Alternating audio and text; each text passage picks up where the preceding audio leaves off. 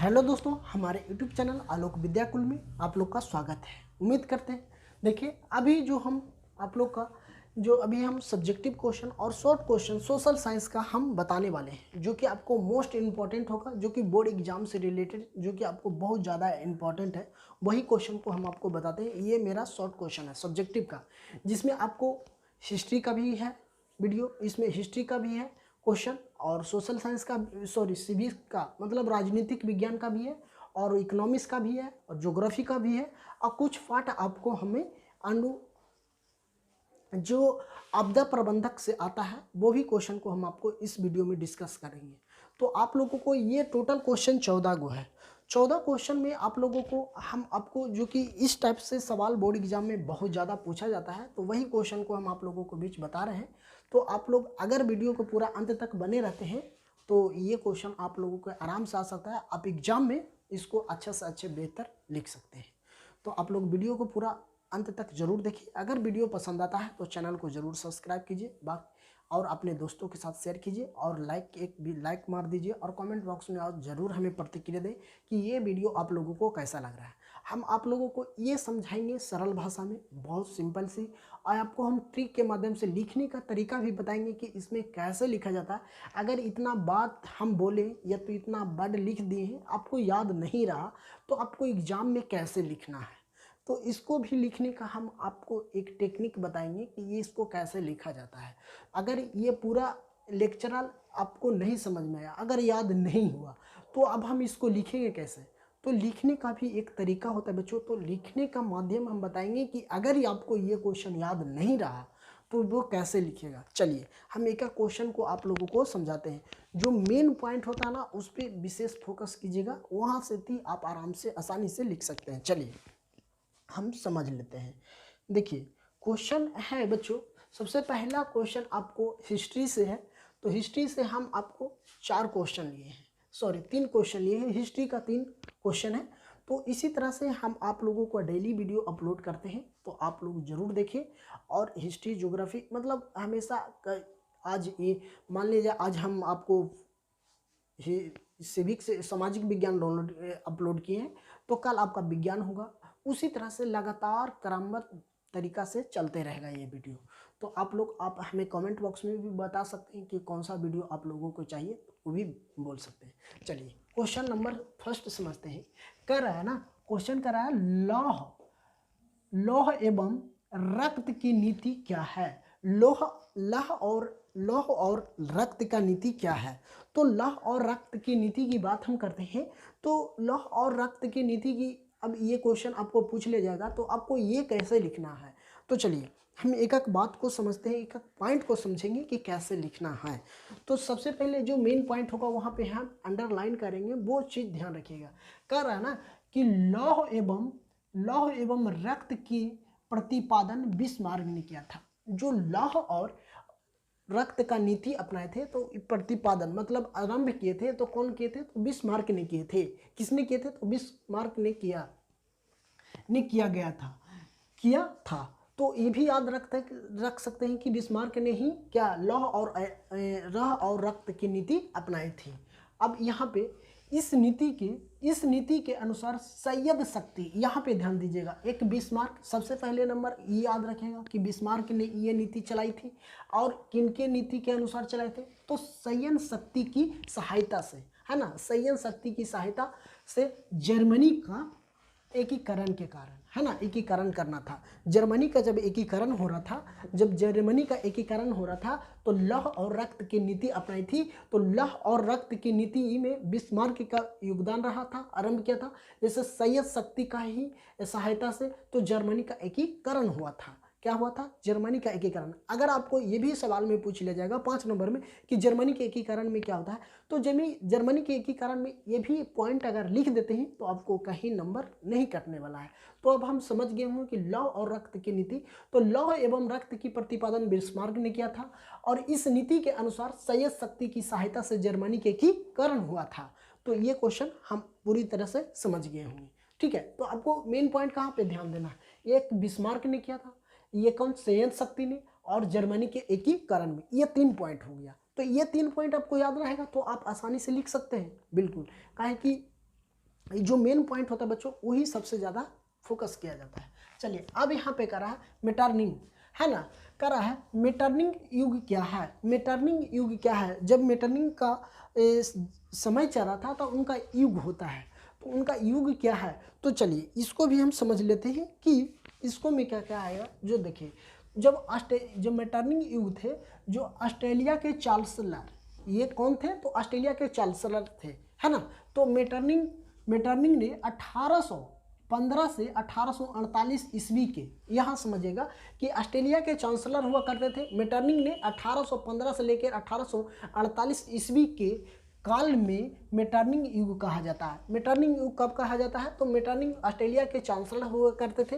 तो मेटर्निंग 1815 से लेकर 1848 तक, कब कितना साल तक रहे थे, 3 साल तक रहे थे, सॉरी नहीं 15 से लेकर 48 ईस्वी तक रहे थे ना। तो आपको करीब करीब कितना काल हो गया, मतलब कि 32 साल जब वो रहे थे चांसलर, उसी काल को हम क्या करते हैं, मेटर्निंग काल करते हैं। तो यहाँ पे और ध्यान दीजिएगा, ये हो गया।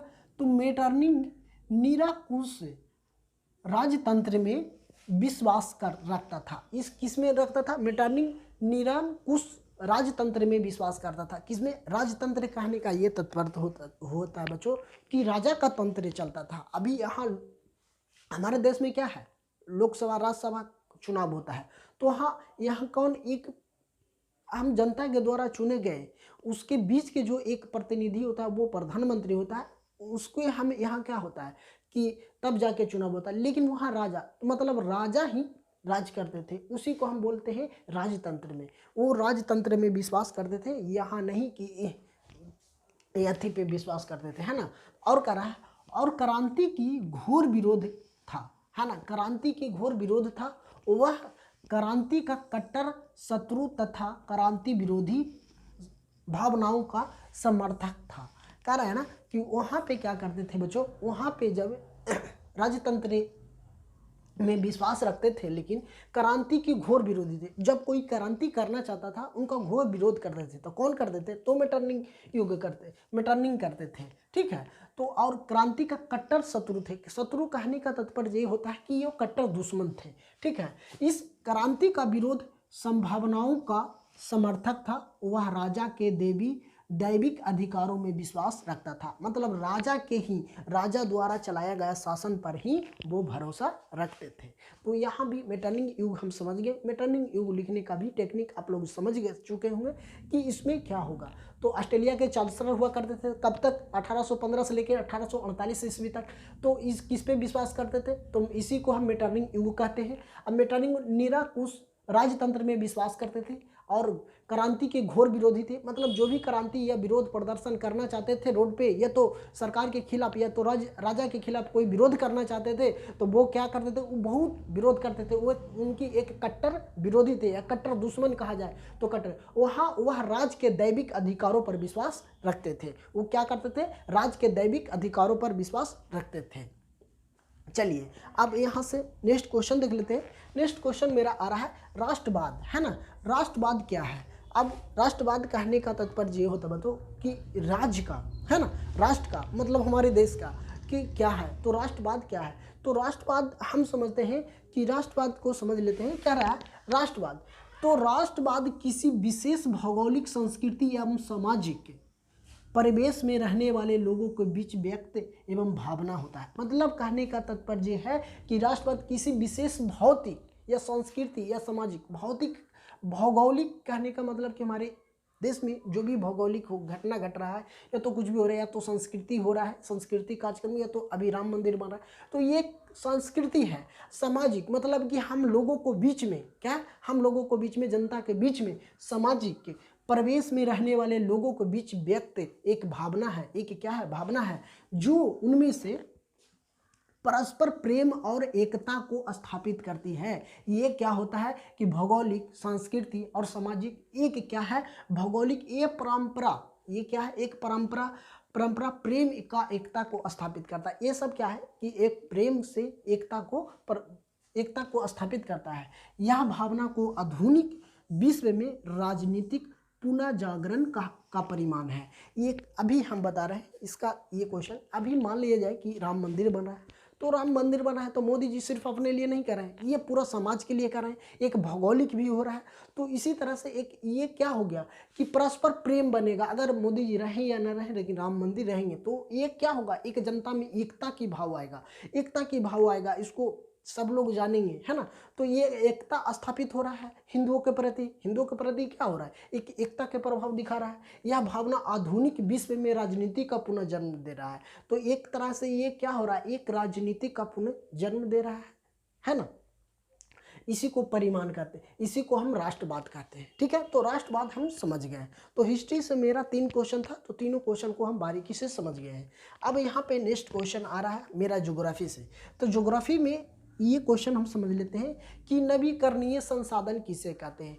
नवीकरणीय संसाधन किसे कहेंगे, तो हम नवीकरणीय संसाधन में जैसे सौर ऊर्जा आ जाएगा, पवन ऊर्जा आएगा, जल आ जाएगा, ये सब क्या है, नवीकरणीय संसाधन है। तो हम इसको लिखेंगे कैसे, तो कह रहा है कि वैसे संसाधन जिन्हें भौतिक रासायनिक प्रक्रिया द्वारा नवीकृतीय से पुनः प्राप्त किया जा सकता है, जैसे सौर ऊर्जा। अब देखिए यहाँ पे समझिए कि वैसे संसाधन जिन्हें भौतिक और रासायनिक प्रक्रिया, तो अब हम सौर ऊर्जा को हम परिवर्तित करते हैं रासायनिक ऊर्जा में, है ना। अब रासायनिक ऊर्जा को, अब देखिए पवन ऊर्जा, अब जल मान लीजिए, ये क्या है, भौतिक है, रासायनिक प्रतिक्रिया द्वारा हम नवीकरणित पुनः प्राप्त किया जा सकता है। जैसे अब हम एक ही बात, भौतिक और रासायनिक, मतलब भौतिक कहने का मतलब है कि जो बीता हो, रासायनिक मतलब रासायनिक करके। तो ये क्वेश्चन हम समझ गए कि सौर ऊर्जा मेरा आ जाएगा, सौर ऊर्जा आ जाएगा, पवन ऊर्जा आ जाएगा, जल आ जाएगा। ये सब क्या है, एक भौतिक है और रासायनिक भी है। चलिए अब यहाँ से 5वां क्वेश्चन हम समझ लेते हैं। 5वां क्वेश्चन है बच्चों, 5वां मेरा क्वेश्चन है खादर और बागर। ये समझिए, खादर और बागर मिट्टी में अंतर स्पष्ट कीजिए। खादर और बांगर मिट्टी में अंतर स्पष्ट कीजिए। तो देखिए जो मैदान है ना, कह रहा है कि नदियों के, यहाँ पे देखिए क्वेश्चन देखिएगा, नदियों की बाढ़ के मैदानों के, है ना, क्या कर रहा है, नदियों की बाढ़ की मैदानों के मैदान की नवीन वागरीय कणों वाली कप को, मिट्टी को हम खादर कहते हैं। जैसे अब इसका कहने का ये अर्थ होता है कि जब कोई मिट्टी खादर किसको बोलेंगे, जब नदी के द्वारा बहाव करके जो मिट्टी लाता है उसे हम खादर बोलते हैं। सीधा साफ शब्दों में हम यही समझेंगे कि नदियों के द्वारा बाढ़ से लाई गई मिट्टी को हम खादर बोलेंगे। अब कह रहा है खादर बोलेंगे, एवं नदियों द्वारा जमा की गई, है ना, जमा की गई पुनः कंपन को, मिट्टी को हम बांगर कहेंगे। अब एक बात, ये शब्दों में एक ही बात आपको कहना है कि जो नदियों के द्वारा लाया गया मिट्टी को हम खादर बोलेंगे। मान लीजिए कि मिट्टी के ला रहा है, नदी के द्वारा आ रहा है, तो उसको हम खादर बोलेंगे। और जब नदी के द्वारा लाया गया मिट्टी को एक जगह जमाव हो जाता है उसे हम बांगर बोलेंगे, ठीक है। तो ये क्वेश्चन समझ गए होंगे, ये भी क्वेश्चन आप आसानी से लिख सकते हैं। चलिए अब यहाँ पे छठा क्वेश्चन है बच्चों। छठा क्वेश्चन यहाँ कह रहा है कि गर्म और सूक्ष्म मरुस्थल के कह रहा है कि गर्म और सूक्ष्म मरुस्थल के जानवरों के नाम बताइए। कह रहे हैं का ये तात्पर्य कि जो गर्म में, क्या कह रहा है, गर्म और सूक्ष्म मतलब जहाँ पे गर्म हो और जहाँ पे सुस्त हो, वहाँ मरुस्थल होता है, जहाँ पे मरुस्थल है वहाँ पे कैसे कैसे जानवर रह सकते हैं। तो सबसे पहले तो अगर मान लीजिए गर्म स्तर में ऊँट हो जाएगा, जंगली गधा हो जाएगा, गुजरात के ये सौराष्ट्र के गिरने, है ना, वनों में पाए जाते हैं। ये कहाँ पाए जाते हैं, स्थानों और जानवरों का नाम बतावे। तो ये होता है ऊँट हो जाएगा, जंगली गधा हो जाएगा, गुजरात ये ऊँट है, जंगली गधा है।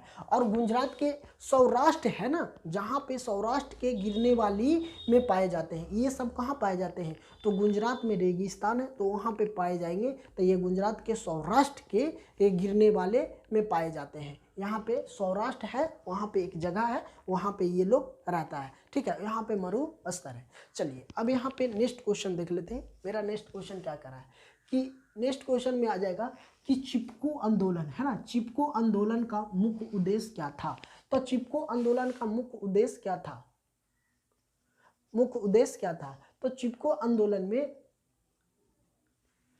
कि यहाँ पे चिपको आंदोलन का मुख्य उद्देश्य था कि स्थानीय निवासियों को जल, जंगली जमीन जैसे प्राकृतिक संसाधनों पर नियंत्रण था। अब देखिए चिपको आंदोलन में जहाँ के लोग वहाँ के लोग रहते थे, वहीं पे जमीन और जंगलों पर नियंत्रण करते थे। ठीक है, वहाँ पे क्या करते थे, जंगल हो या तो जमीन हो, वहाँ पे क्या, वहाँ के जो आसपास के लोग ही वहाँ रहा करते थे, तो उनके थ्रू ये नियंत्रण करता था। तो सरकार से यह मांग की गई कि जंगल की कटाई नहीं किया जाए। तो वहाँ पे क्या कहा जा रहा था कि जहाँ पे वहाँ के लोगों क्या करते थे, जहाँ पे रह रहे वहाँ के आसपास के लोगों वनों को जब कटाई कर रहे थे, जब वनों को कटाई कर रहे थे, तो ये लोग क्या किए, सरकार से मांग किए कि हम ये वन को नहीं कटाई होनी चाहिए। ठीक है ना, तो कटाई का कोई भी ठेका बाहरी व्यक्ति को न दिया जाए। मतलब कि वहाँ के जो जैसे मान लीजिए आपको घर के आसपास कोई जंगल है और जंगल के लोगों को बाहरी लोगों को ठेका दे दिया जाए कि इसको कटाई करके करना है, तो वहाँ के आसपास लोगों को क्या हो जाएगा, बेरोजगार हो जाएगा।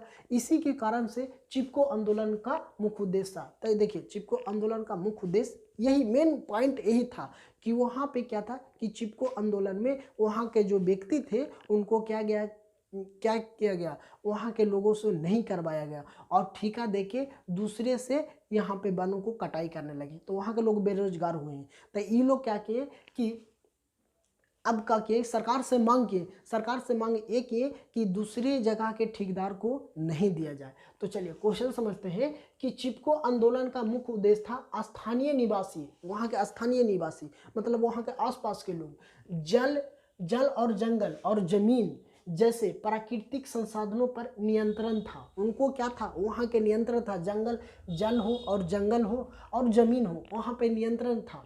तो प्राकृतिक संसाधनों पर नियंत्रण करते थे। तो सरकार से यह मांग की गई थी कि जंगल की कटाई क्या करा, जंगल की कटाई कोई भी ठेकेदार बाहरी व्यक्ति को न दिया जाए। अगर बाहरी व्यक्ति नहीं जाएगा, वहाँ के लोग ही अगर ठेकेदार होंगे तो उन लोग को क्या होगा, एक तरह से रोजगार भी मिल पाएगा। तो इसलिए ये सरकार से मांग किया था। तो चिपको आंदोलन लिख सकते हैं बिल्कुल आसान भाषा में। चलिए अब कर रहा है नेक्स्ट क्वेश्चन, मेरा 8वां क्वेश्चन है कि सूचना के अधिकार आंदोलन के मुख्य उद्देश्य क्या था। जो सूचना का अधिकार आंदोलन का मुख्य उद्देश्य क्या था, तो आपको ये शॉर्ट क्वेश्चन 2 नंबर में लिखा जाएगा, तो आप आसानी से लिख सकते हैं। तो सूचना का अधिकार आंदोलनों का मुख्य उद्देश्य सरकारी दस्तावेज को प्रतिलिपित की प्राप्ति था। मतलब कह रहा है कि सूचना जो अगर मलेश यहाँ पे क्वेश्चन में आ जाएगा आपको कि सूचना के अधिकार आंदोलन के मुख्य उद्देश्य क्या था, तो हम ये लिख सकते हैं कि सूचना का अधिकार आंदोलन का मुख्य उद्देश्य था कि सरकारी दस्तावेजों को क्या करा कि सरकारी दस्तावेजों को एक प्रतिलिपि में प्राप्त किया जाए। जैसे अब मान लीजिए कोई आंदोलन कर रहा है, अगर कोई वहाँ लिख दिया चिट्ठी, आप उस पैक नहीं है तो अगर हम देंगे, अगर मेरे पास आया तो आंदोलन जहाँ हो रहा है तो वहाँ अगर हम पढ़ लेंगे तो आगे लोगों को नहीं न दे पाएंगे। इसीलिए यह आंदोलन किया गया था सूचना के अधिकार के, कि कोई भी सूचना हो उसको प्रतिलिपि में पैक करके दिया जाए ताकि आगे लोगों को दिखाई पड़े, ताकि कोई मतलब जो हम लिखे हैं या तो हम जिनको पास भेज रहे हैं वही पढ़ सके और कोई दूसरा नहीं पढ़ पाए। चलिए ठीक है, अब यहाँ पे नेक्स्ट क्वेश्चन 9वां नंबर है। तो 9वां नंबर है दबाव समूह क्या है। दबाव समूह क्या है, तो दबाव समूह में एक बात जान लीजिए, देखिए तो कह रहा है कि लोगों को, यहाँ दबाव समूह कि लोगों का ऐसा समूह जो अपनी मांगों की ओर सरकार का ध्यान दिलाए। मतलब कह रहा ना कि दबाव लोगों को ऐसा समूह जो अपनी मांगों मतलब किसी कोई मांग हो तो सरकार को अपनी ओर ध्यान आकर्षित करने के लिए, तो है ना, ध्यान दिलाने के लिए सरकार पर अप्रत्यक्ष रूप से दबाव डालने की संगठन बनता है। कहने का ये तात्पर्य है कि सरकार को ध्यान दिलाने के लिए अप्रत्यक्ष रूप से दबाव डालने की संगठन बनता है, तो इसको हम दबाव समूह कह सकते हैं। ठीक है, अब यहाँ पे देखिए बिहार में हुए छात्र आंदोलन के प्रमुख कारण क्या थे। मतलब जब बिहार में हुआ थे छात्र आंदोलन, इसका प्रमुख कारण क्या क्या थे। तो सबसे पहले यहाँ पे समझ लेते हैं क्वेश्चन में कि बिहार में बेरोजगारी और भ्रष्टाचारी एवं खाद्यान्न की कमी थी। यहाँ पे क्या क्या चीज़ का कमी था, बिहार में बेरोजगारी थी, भ्रष्टाचार था और खनन की कमी थी और कीमतों में हुई अप्रत्यक्ष वृद्धि हो गई थी। कोई भी सामान था उसमें वृद्धि हो गई थी। तो क्या हुआ, छात्रों लोगों को बहुत परेशानी झेलना पड़ा। तो परेशानी झेलना पड़ा तो इसलिए बिहार के छात्रों ने एक सड़क जाम या रोड जाम या तो आंदोलन कर दिए। तो यही छात्र आंदोलन का मुख्य कारण था, प्रमुख कारण थे। तो सबसे पहले इसमें क्या लिखेगा, बिहार में बेरोजगारी, भ्रष्टाचारी एवं खनन उत्पाद, ये लिख देंगे। तो यह प्रत्यक्ष वृद्धि या तो अप्रत्यक्ष रूप से वृद्धि कर दी गई थी।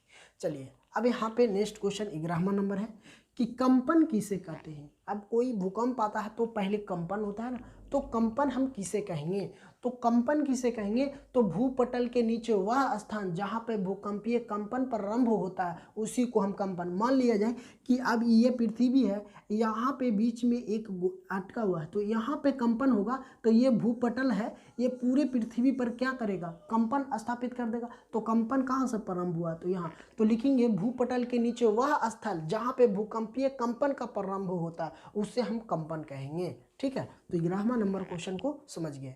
चलिए अब यहाँ पे 12वां है मेरा, 12वां नंबर क्वेश्चन है कि सुनामी के 3 कारण बताएं। सुनामी के, ये भी आपको मोस्ट इंपॉर्टेंट क्वेश्चन है, इस टाइप के सवाल आपसे हमेशा एग्जाम में पूछा जाता है कि सुनामी की 3 कारण बताइए, या तो सुनामी का। ठीक है, तो अब हम सुनामी की बात हम कर लेते हैं।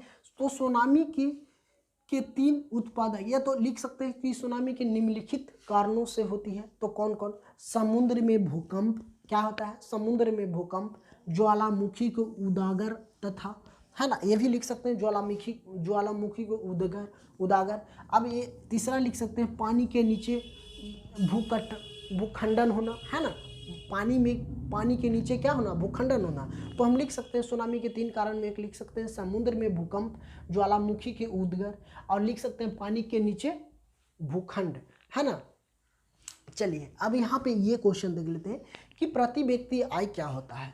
तो प्रति व्यक्ति आय वह होता है जो जितने भी, देख लेते हैं हम पूरा, पहले इसको समझा देते हैं क्वेश्चन को कि प्रति व्यक्ति आय किसको बोले हैं। राष्ट्रीय आय में देश की कुल जनसंख्या से भाग लेने वाले जो भागफल आता है उसे प्रति व्यक्ति आय कहते हैं। इसका अवकलन निम्नलिखित प्रकार से की जाएगी। जैसे आपको कहने का मतलब कि प्रति व्यक्ति आय, जो प्रति व्यक्ति की मतलब देश में, हमारे देश में जितना भी जनसंख्या है या तो जितना भी है उसको टोटल आय, मतलब अगर मान ली जाए कि हमारे देश में अभी 140 करोड़ आबादी है, तो 140 करोड़ आबादी को जितना लोग कमा रहे हैं उसी को, ये तो देश में हो विदेश में हो जहाँ भी काम करें, उनको टोटल आय राष्ट्रीय आय बोलेंगे। उसको क्या बोलेंगे, टोटल आय को हम राष्ट्रीय आय बोलेंगे। टोटल आय को देशों की कुल जनसंख्या से, मान लिया जाए कि देश की टोटल जनसंख्या 140 करोड़ है, और टोटल आय मतलब जितना लोग काम कर रहे हैं उसको टोटल आय मतलब इनकम की बात कर ले तो टोटल इनकम, उससे अगर हम भागा दे देंगे तो प्रति व्यक्ति आय आ जाएगा। क्या कह रहा है कि राष्ट्रीय आय में देश के कुल जनसंख्या से भाग देने पर जो भागफल आता है उसे प्रति व्यक्ति आय कहते हैं। इसका अवकलन निम्न प्रकार से किया जा सकता है। तो हम क्या बोले कि 140 करोड़ जनता है, तो 140 करोड़ जनता में टोटल आय मतलब टोटल इनकम कितना हो रहा है, उससे जितना जनसंख्या उसमें अगर हम भागा दे देंगे, जो भागफल आएगा वही प्रति व्यक्ति आय हो जाएगा। हमको क्या हो जाएगा, वही मेरा प्रति व्यक्ति आय हो जाएगा। चलिए अब यहाँ 14 नंबर और लास्ट क्वेश्चन है इस वीडियो का।